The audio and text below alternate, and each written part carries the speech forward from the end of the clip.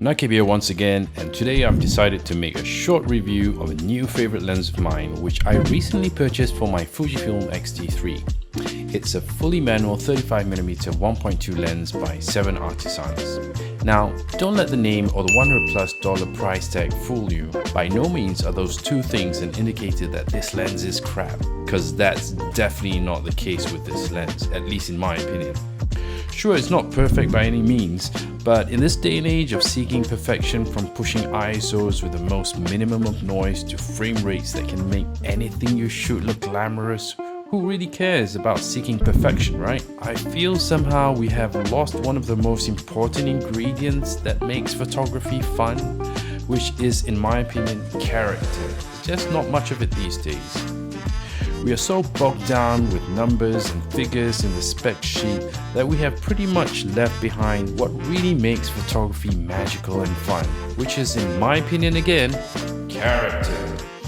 And that is why I've decided to make a short review of this tiny little bokeh monster from China. The first thing that really attracted me to this lens was definitely its size. I mean, it's tiny compared to my Mammoth 51.2. I literally can fit this in my pocket and still have a 51.2 equivalent everywhere I go. Now, not many lenses can claim to do that, of course with the exception of those blessed souls that can afford a lens with a red dot logo on it. Another great thing about this lens is pretty much its build quality. It is built like a tiny tank. Even the lens cap is constructed out of metal, which brings me to the thing that I don't really like about the lens, and that is the cap. This cap is the worst design cap of any lens I've ever owned because it keeps on coming off. In fact, I don't even know why it should even be called a lens cap at all, and that's pretty much saying how bad this lens cap is. It keeps falling off at the slightest accidental nudge you give it, and that is definitely not on in my books.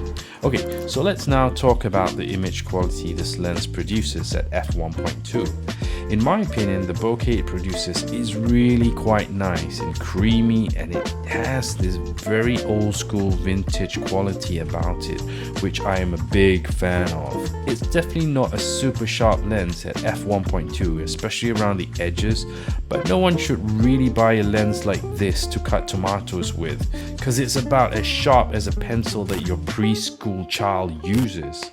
This lens is pretty bad with chromatic aberrations and lens flares too. It's everywhere if you decide to point it at a really bright source of light. But again, as I mentioned earlier, that is what makes me love this lens even more. It's just got character and heaps of it. With this lens, you are pretty much in full control of what you want to do with it, and that is what makes this lens a great buy in my opinion.